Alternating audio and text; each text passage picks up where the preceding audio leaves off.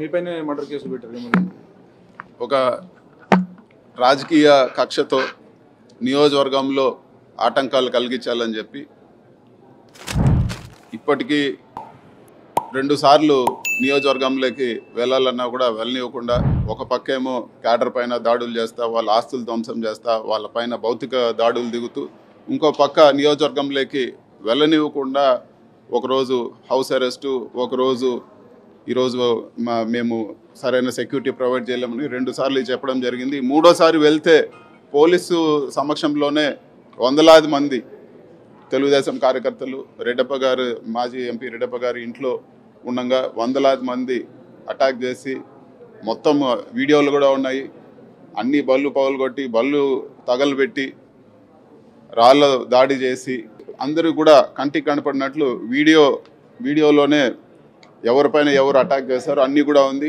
చివరిగా జరిగింది ఏమంటే మాపైనే రెడ్డప్ప గారు దాదాపు 75 సంవత్సరాలు, అదేవిధంగా మేము అక్కడ శాంతియుతంగా ఇంట్లో ఉంటే మాపైనే మళ్ళీ ఈరోజు హత్యాయత్నం కేసులు, నాన్ బెయిలబుల్ కేసులు బుక్ చేసి ఈరోజు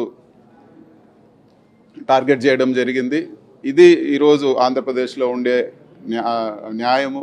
మాపైన దాడి చేసి మాపైన హత్యాయత్నాలు కేసులు పెడితే ఒక సాధారణ కార్యకర్త పరిస్థితి ఏ విధంగా ఉంటుందో మీరందరూ కూడా ఆలోచించుకోవచ్చు. ఇవన్నీ కూడా హైలైట్ చేస్తూ దాదాపు 31 మర్డర్లు జరిగాయి.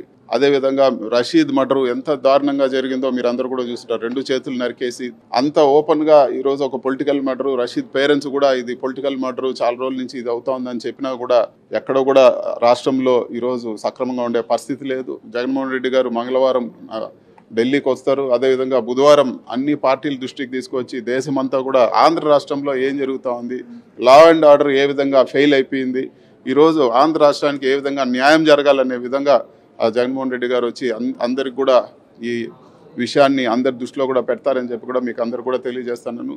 మీడియా సోదరులు అందరూ కూడా ఆ రోజు మీరందరూ కూడా మేమైతే ఏ కార్యక్రమం చేపట్టామో 5వ తేదీ దానికి మీరందరూ కూడా రావాలని చెప్పి కూడా మనస్ఫూర్తిగా కోరుకుంటాను. Thank you. ఖచ్చితంగా ఒక ఎంపీగా నాకుండే పవర్స్లో ప్రివిలేజ్ కమిటీకి, అదేవిధంగా స్పీకర్కి ఇచ్చి, అదేవిధంగా వీటన్నిటిపైన కూడా తగు చర్యలు తీసుకోవాలని చెప్పి కూడా ఈ విధంగా నా నియోజకవర్గంలో తిరగడం నాకు ఒక కాన్స్టిట్యూషనల్ రైట్. దాన్ని అడ్డుకుండే అధికారం ఎవరు కూడా ఉండదు. ప్రజలు అధికారం ఇచ్చారు మనకు తిరిగి వాళ్ళకి పనిచేయడానికి. 5 సంవత్సరాలు జగన్మోహన్ రెడ్డి తాలూకా పరిపాలనలో ఆంధ్రప్రదేశ్ రాష్ట్రం సుమారు 20-25 సంవత్సరాలు వెనక్కి వెళ్ళిపోయే పరిస్థితి మనం అందరం చూసాం. ఏ ప్రజాస్వామ్య వ్యవస్థ కూడా చక్కగా లేదు. ఏ ప్రాజెక్టు కూడా ముందుకు నడిచే పరిస్థితి లేదు. ఎక్కడ అభివృద్ధి, ఒక పైసా ఖర్చు పెట్టి రాష్ట్రాన్ని అభివృద్ధి చేసే పరిస్థితి లేదు. ఇలాంటి సందర్భంలో కేంద్ర ప్రభుత్వం కానీ చెయ్యి చాపకపోతే, కేంద్ర ప్రభుత్వం సహాయ సహకారాలు అందించకపోతే ఆంధ్రప్రదేశ్ రాష్ట్రం పూర్తిగా డీఫంక్ట్ స్టేట్ అయిపోయే పరిస్థితి ఏర్పడుతూ వస్తున్న సందర్భంలో చంద్రబాబు నాయుడు గారు, పవన్ కళ్యాణ్ గారు, నరేంద్ర మోదీ గారు కలిసికట్టుగా ఈ యొక్క ఎన్డీఏ కూటమి ఏర్పరచుకొని ప్రజల్లో ఒక విశ్వాసం కల్పించడం జరిగింది. ఎన్నికల ముందే వాళ్ళందరికీ కూడా హామీ ఇచ్చాం. ప్రజలందరికీ కూడా మళ్ళీ రాష్ట్రంలో చంద్రబాబు నాయుడు గారు, కేంద్రంలో మోదీ గారు వచ్చిన తర్వాత రాష్ట్రానికి అన్ని విధాలుగా న్యాయం చేస్తామన్న మాటని ఈరోజు నిజం చేసే విధంగా బడ్జెట్లో అన్ని విషయాలు కూడా రూపకల్పన చేశాం. బడ్జెట్లో సుమారు 15,000 కోట్ల రూపాయలు మన ఆంధ్రప్రదేశ్ రాష్ట్రానికి ఒక గౌరవాన్ని ఇచ్చేటటువంటిది, ఒక అడ్రస్ కల్పించేటటువంటి రాజధాని మన అమరావతి. దానికి 15,000 కోట్ల రూపాయలు స్పెషల్ ప్యాకేజ్ కింద కూడా ఈరోజు నిర్ధారించడం జరిగింది. మరి ఆ అమరావతి క్యాపిటల్ చూసుకుంటే సుమారు 33,000 మంది రైతులు 30,000 ఎకరాలకు పైగా భూమిని కేటాయిస్తే అదంతా కూడా శ్మశానం చేయాలన్న ఆలోచనతో జగన్మోహన్ రెడ్డి ఏ రకంగా కక్షపూరితంగా అక్కడ ఉన్నటువంటి రైతుల్ని కూడా ఇబ్బంది పెట్టారో, అమరావతిని ఏ రకంగా అభివృద్ధి చేయకుండా చూశారో మనం అందరం చూసాం. మరి ఆ రోజు ఇచ్చినటువంటి హామీ ఎన్డీఏ ప్రభుత్వం మళ్ళీ అమరావతిని రీబిల్డ్ చేస్తుందని చెప్పాం. దానికి అనుగుణంగా ఈరోజు నిధులు కూడా కేటాయించాం. ఇంకా అవసరమైతే భవిష్యత్తులో కూడా నిధులు కేటాయిస్తామన్నటువంటి మాట కూడా ఆర్థిక మంత్రి గారు చెప్పడం జరిగింది. దానితో పాటు పోలవరం జీవనాడి ప్రాజెక్టు ఎంత కష్టపడి చంద్రబాబు నాయుడు గారు దాన్ని పూర్తి చేయాలని అనుకున్నారో ఆయన తాలూకా పని కాలంలో మనం అందరం చూసాం. మరి ఆ రోజు సుమారు 72% దాన్ని పూర్తి చేస్తే జగన్మోహన్ రెడ్డి వచ్చిన తర్వాత దాన్ని తిరిగి మళ్ళీ నెగిటివ్ డెవలప్మెంట్ కింద 20% వెనక్కి వెళ్ళిపోయే పరిస్థితి వచ్చింది. అటువంటి ప్రాజెక్టును కూడా బాధ్యత తీసుకొని బడ్జెట్లో మేము టైం బౌండ్ మేనర్గా కంప్లీట్ చేస్తామని చెప్పడం చాలా ఆనందించాల్సినటువంటి విషయంగా కూడా ఈ సందర్భంగా తెలియజేస్తున్నాం. దానితో పాటు వెనుకబడినటువంటి జిల్లాలు తరచూ చర్చల్లో ఉండేది. ఉత్తరాంధ్ర ప్రాంతం కానీ, రాయలసీమ ప్రాంతం కానీ, ప్రకాశం ప్రాంతం కానీ, ఈ యొక్క ప్రాంతాలు భవిష్యత్తులో అభివృద్ధి చెందాలని చెప్పి చాలా ఏళ్ల నుంచి మనం దాని గురించి మాట్లాడుతున్నాం. ఈరోజు మోదీ గారి తాలూకా సహకారంతో దానికి సంబంధించి ప్రత్యేకమైనటువంటి నిధులు కూడా వస్తాయని బడ్జెట్లో కూడా దానికి రూపకల్పన చేశారు.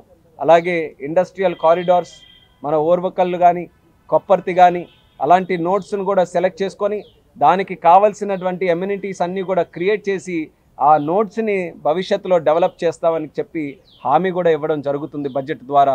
సో ఇన్ని రకాలైనటువంటి కార్యక్రమాలు ఇది ప్రజల్లో ఒక విశ్వాసం ఖచ్చితంగా ఈరోజు జాగృతి చేయడానికి ఈ యొక్క బడ్జెట్ ఖచ్చితంగా ఉపయోగపడుతుంది.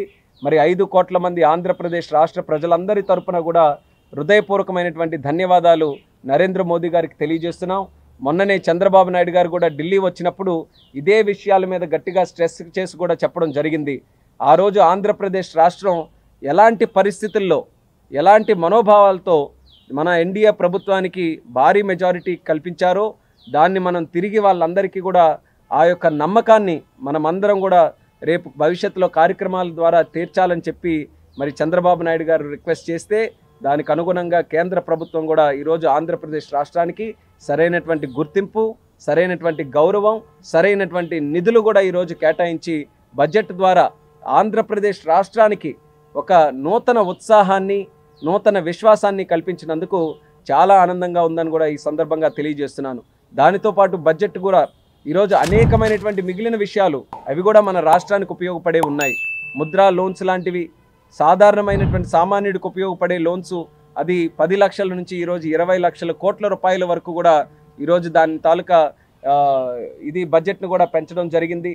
అలాగే ష్రింప్ ప్రొడక్షన్ ఏదైతే ఆక్వాకల్చర్, ష్రింప్ కల్చర్ మన ఆంధ్రప్రదేశ్ రాష్ట్రంలో చాలా పెద్ద ఎత్తున జరుగుతుందో దాన్ని కూడా ప్రమోట్ చేయడానికి నిర్మలా సీతారామన్ గారు కొన్ని చక్కనైన నిర్ణయాలు తీసుకొని ఆ ఇండస్ట్రీని కూడా ప్రమోట్ చేస్తున్నారు. దాని తాలూకా లాభం కూడా మన ఆంధ్రప్రదేశ్ రాష్ట్రంలో ఉన్నటువంటి ష్రింప్ ప్రొడక్షన్ కంపెనీస్కి చాలామందికి ఉపయోగపడుతుందని కూడా ఈ సందర్భంగా తెలియజేస్తున్నాను.